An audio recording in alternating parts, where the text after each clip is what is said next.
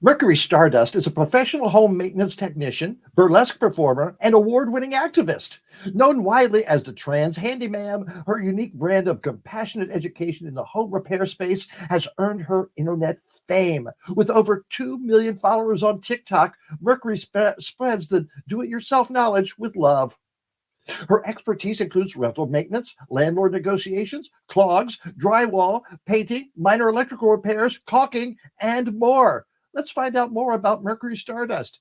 Mercury, come on in.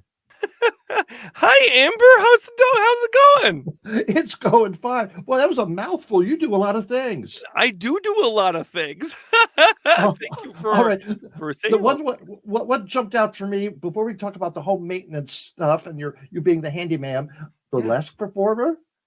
yeah. I've been doing that for over 15 years, 800 performances, and I had 13 international burlesque awards. By the time that I just officially retired in December of 2022. So now I am just focusing on all of this stuff instead. Oh. So tell me about your act. What did you do? Well, I had a whole bunch of different famous acts that I was really known for. I was really known for the light bulb act, which was an act that I was like vaudevillian, and this light bulb would come on magically, and then I would perform. And then when I would get naked for strangers, and, and then towards the end of the act, I would unscrew the light bulb and then screw it into a light bulb thong, and I would light up the light bulb. So I did that act like 180 sometimes before I ended up retiring it. But yeah, I traveled all around the country with that one. And I did a whole bunch of different acts. I was really known for my feather fans, and for my comedic timing and my magical stool that I would push down on my magical stool. And now people on TikTok know me for the magical stool tool. So fun stuff. Fascinating, fascinating. So when did you start being the handyman? I started doing it by accident. So I was doing maintenance as what I would call my side gig, right? Like every performer thinks that they're a performer first and their real job is their second job, right? So I always viewed maintenance as my side gig in a lot of ways because I was traveling around the country as a professional performer. But COVID happened. And my side gig became my career all of a sudden. And I amped it up, right? So I was doing a lot more renovation stuff, a lot more property management for rentals, a lot more of those kind of things. So one night, April 2nd, April 3rd of 2021, there was someone who posted a video about needing help with a ratchet strap. She was trying to take a canoe and strap it to some storage stuff in her storage unit, and no one on the internet was being nice to her. She was crying when she was doing it, and people were really rude to her and were making stitches and were doing stuff on TikTok where they're making fun of her and putting her down for crying over a ratchet strap. So I got really upset, and all I did was go in my car. I had no idea how to operate TikTok. I had no idea. So I like poorly did this video, and I just like grabbed my phone and held it in my car, and then I grabbed a ratchet strap. And with one hand, I was trying to teach people how to use a ratchet strap, and with other, I'm like, "This is how you do a TikTok, right?" And the video was seen by 500,000 people by the end of the day, and I went from like 100 followers to 20,000 in less than a day. And then by the end of the week, it was 100,000. By the next week, it was 200,000. And then 3 months later, it was 1 million 3 months later. And my life has changed forever. I just kept on doing videos like that. People seem to like it. And I've been doing handiwork my entire life. So trying to get by, right? I no matter what, I could always make a few dollars by doing drywall and electrical. So, it didn't matter if I was touring or not. If I was in Florida, and doing shows down there, I could always get an extra gig or two by just doing some maintenance stuff on the side. So I've been doing it my entire career, and it just blew up. I All I did was say, "Hey there, hi, my name is Mercury. I'm the intersectional trans maintenance lady." Terrible branding, terrible branding. And I just started doing it. And then someone one day said, "Hey, Mercury, you should call yourself the trans handyman." And I thought that was fucking hilarious. So I was like, "Yeah, that's a great idea." And then it just picked up, and here I am, 2 years later. Who would have thought? You said you've been doing it all your life. When did it start? As a child? Yeah, I mean, my dad was really hell bent on like teaching me, like he wanted me to be like every boy in northern Wisconsin, really good at baseball, great at sports, and then also good at tools. And I grew up in a farm, in a northern Wisconsin farm, and the town was 387 people. Everyone knew each other. So like, if I was a little weird, my dad found out. You know what I mean? Like if I was a little femme at school, my dad would hear about it and then he would take it out of me later on. And he was just very hell bent and no matter what, making sure I knew this stuff. So that I kind of had a traumatic experience with learning this stuff. Like I learned it in a way that I don't teach it. I learned it in like being yelled at and screamed at and hit in the back of the head and, belittled along the way. So the way I teach is the way I wish I was taught.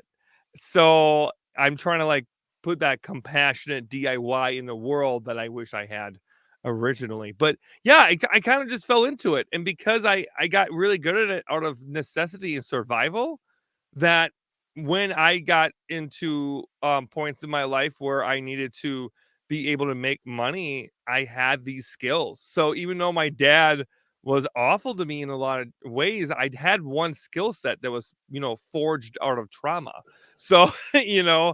And then I got a whole bunch of certifications for it. I have like 14 certifications in various stuff from HVAC and stuff like that. So, yeah, the knowledge just kept on coming. And I always really liked Bob Villa. I love Bob Villa.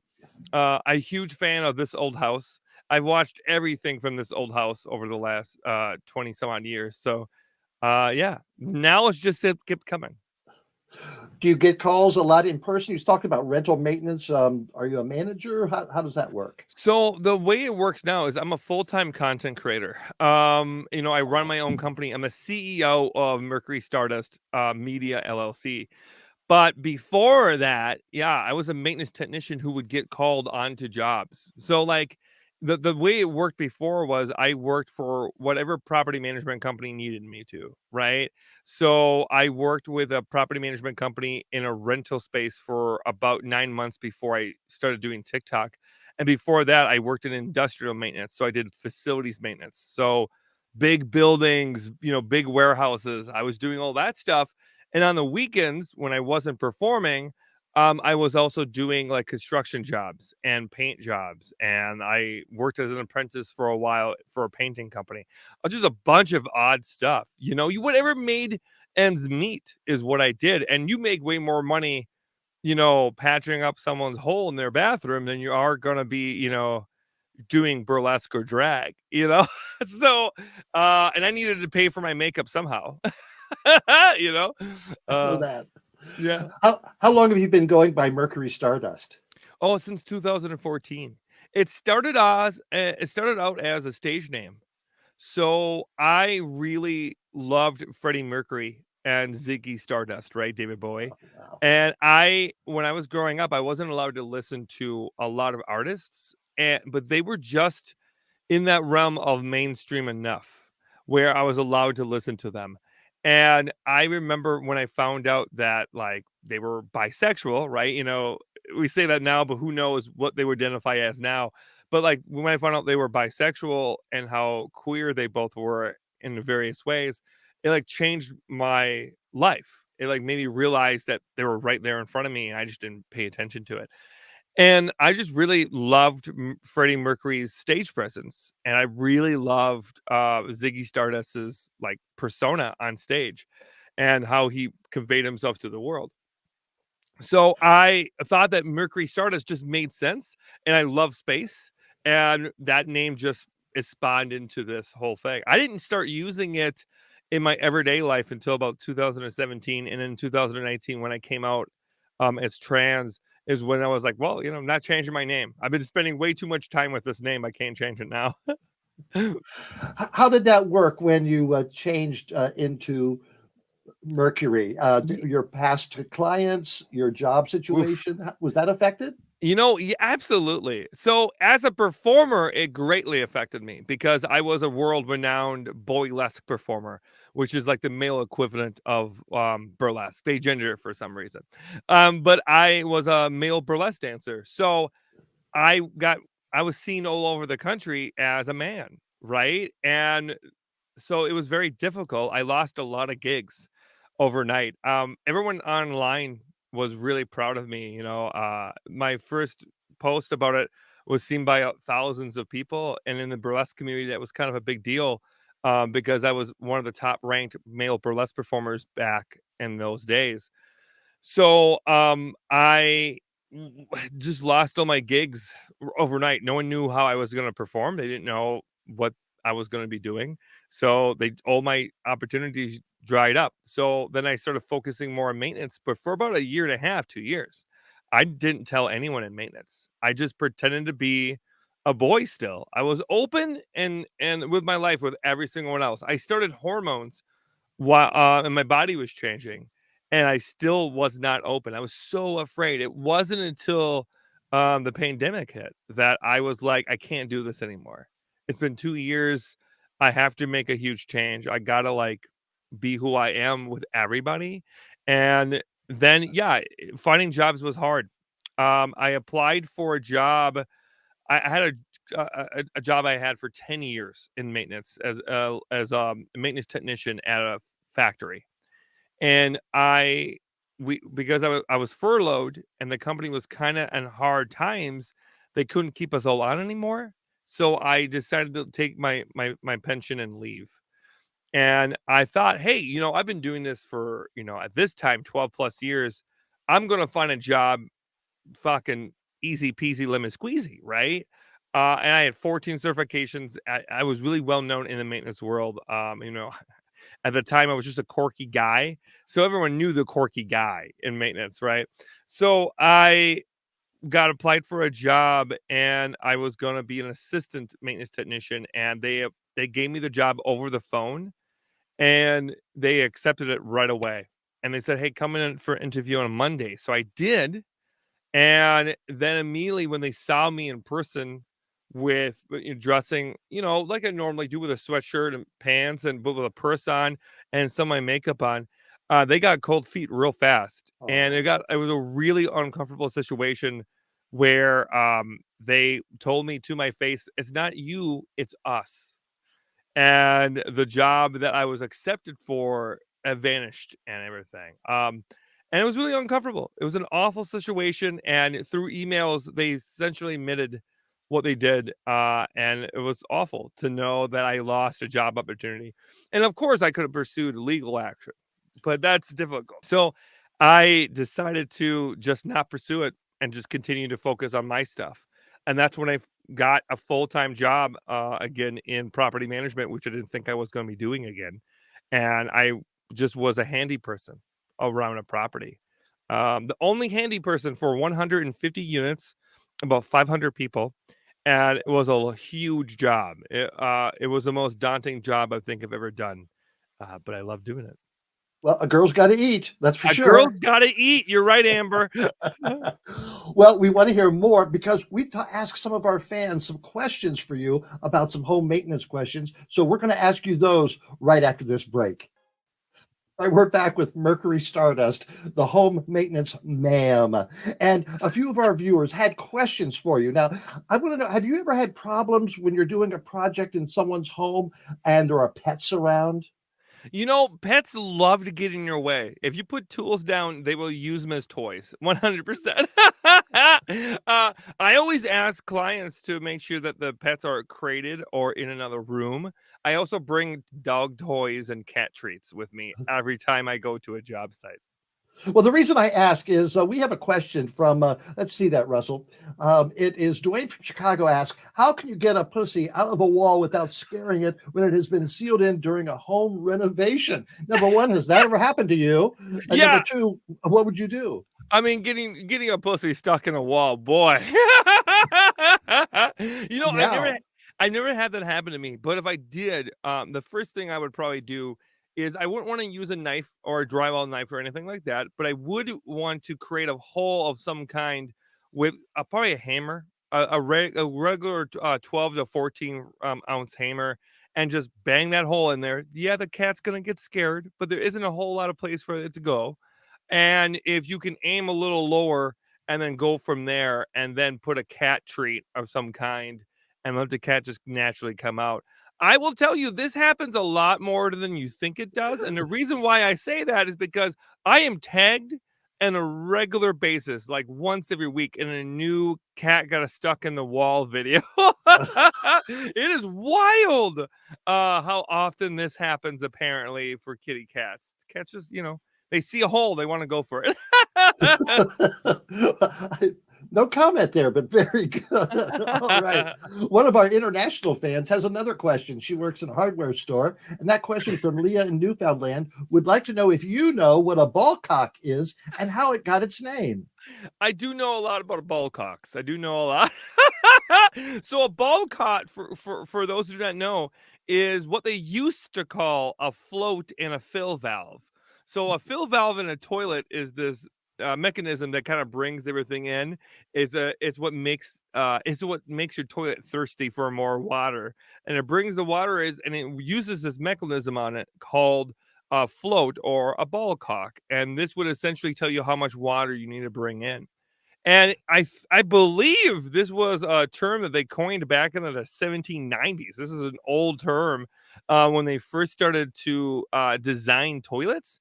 But it was basically a ball cock was just basically the round part of it. So it only got its name because of the actual spiritual, like the spear shape it has.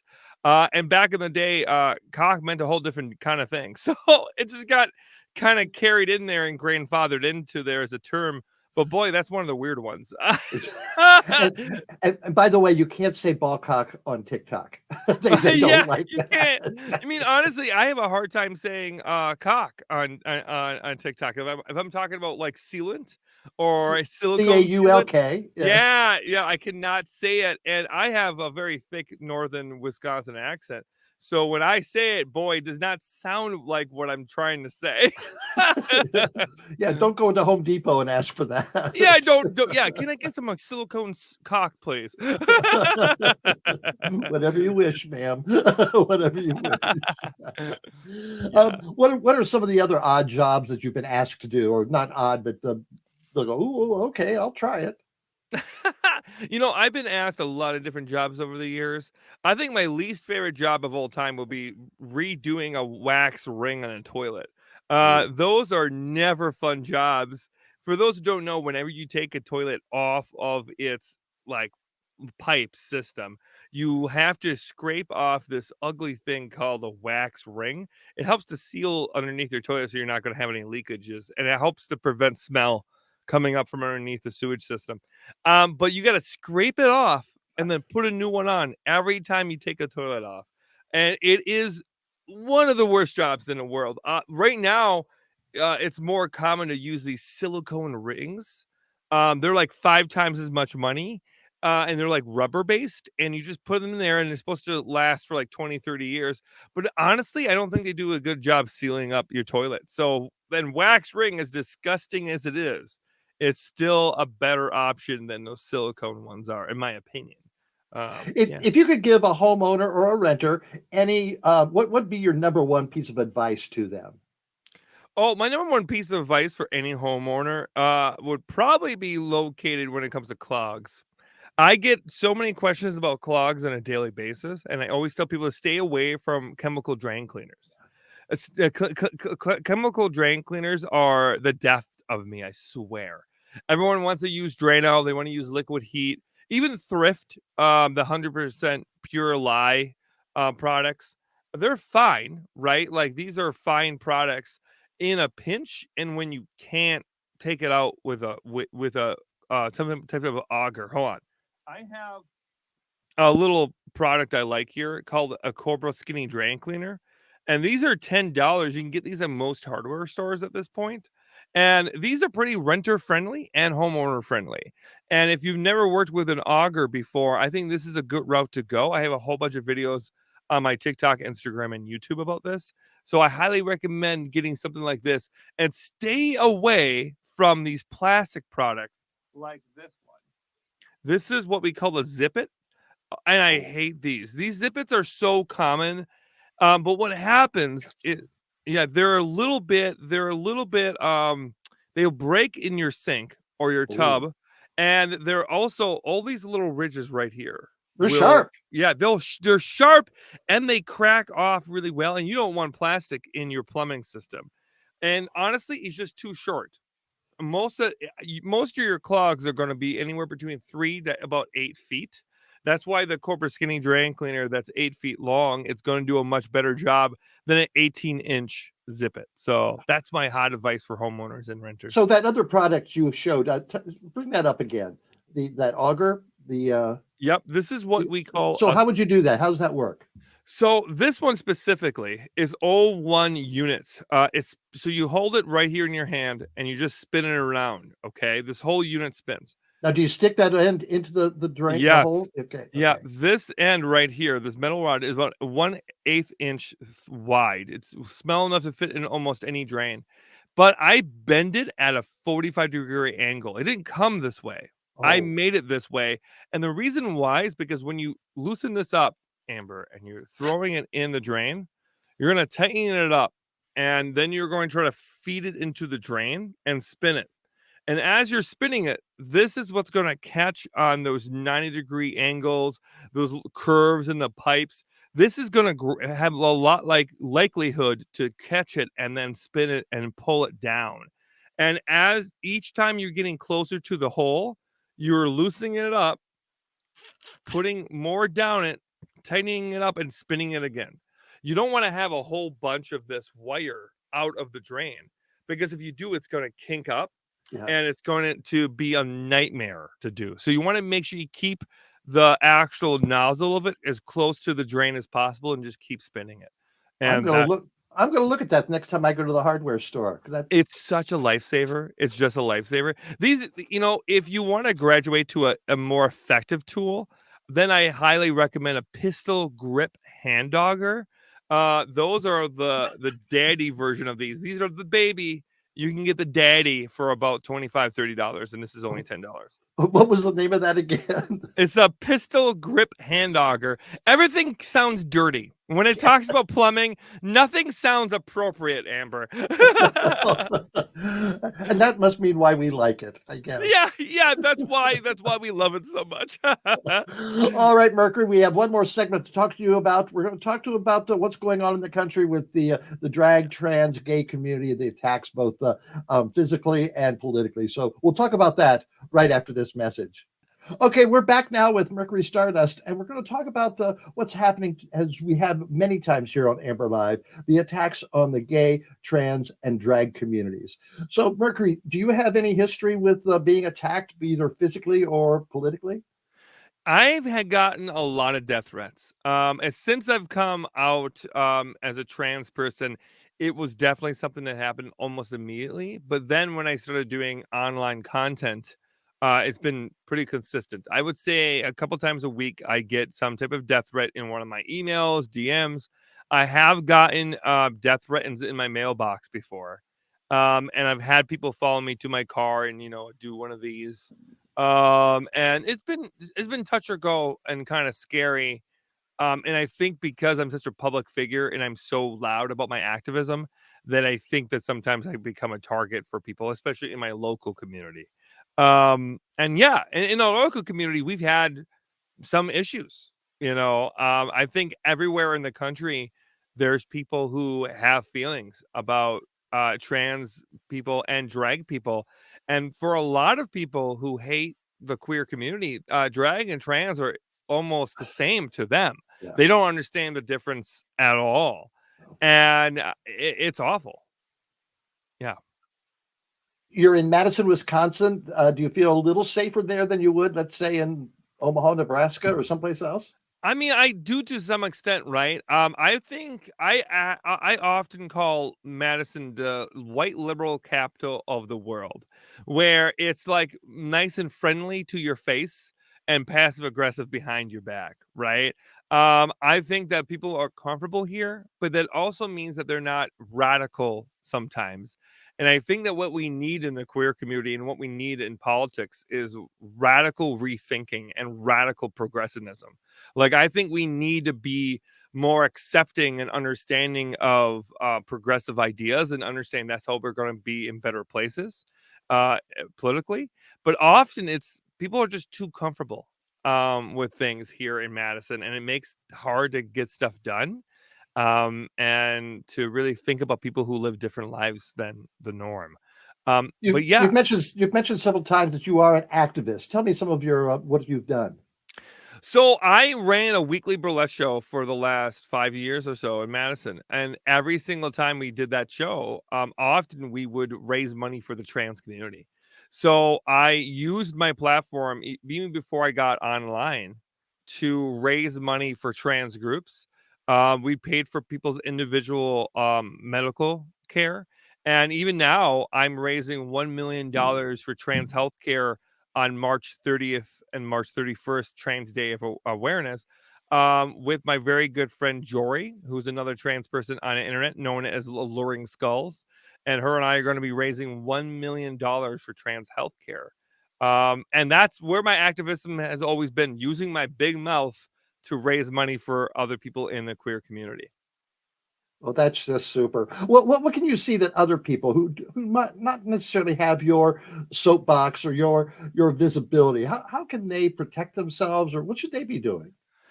I think if we're talking about being a queer person in the world right now, I think it's important to be prepared. I really do. I'm never trying to fear monger. But I really do think it's important to understand that as queer people, we are often targets in various ways, right?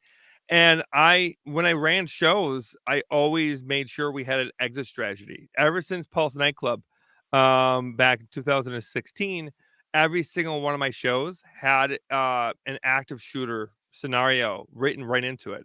So we would literally, before the show, every single Friday night before the show, I would speak to my performers and I would tell them exactly how to leave the building, exactly what to do if someone where they would enter, and then we would have a place to meet if anything would go down. And any venue we were ever at, we used to joke a long time ago that if anything would happen, we would meet at the local KFC, which was about a half mile down the road.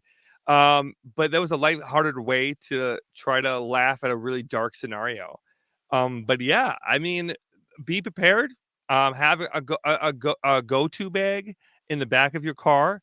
Having an emergency bag in the back of your car is one of those life-saving things you'll ever have. This is a medical kit. This is an active shooter kit. And it's a self-defense kit. So having those things in the back of your car is really important. Having that with you, having some type of thing with you, and making sure your friends know where you're at. And I hate that we have to think about that kind of things, That's but that's like an active thing we should be telling each other to, like, we don't have to all be certified in weapons. You know what I mean? Like, I don't own a gun. I don't believe in guns, but I do believe in taking care of ourselves and be prepared for the absolute worst. And I always keep stuff in the back of my car and with me in my office. I have a whole bunch of stuff here for people in case anything would happen. And yeah, just being prepared and supportive and listening to each other is how we survive. Who would have thought we'd have to be working like that in 2023? I know. Just Yeah, very sad. with greater visibility, Amber, comes greater attacks. Yeah. And I am so grateful for the visibility that so many of us in various different forms have had. But that does mean that we have a very unwanted responsibility of dealing with the extra hate we get in response to it. Right. But I do believe only time will help us. If we keep working at this, we will be better off for it. I really do believe that. I believe that too, Mercury. So we just got to keep plugging and doing what we do. Yes, we Thank do. you so much for joining us on Amber Live. What a fascinating and entertaining interview tonight. Thank you very much, Mercury. Thank you. Bye bye. Thank you so much, Mercury. That was a great interview, and I really enjoyed it.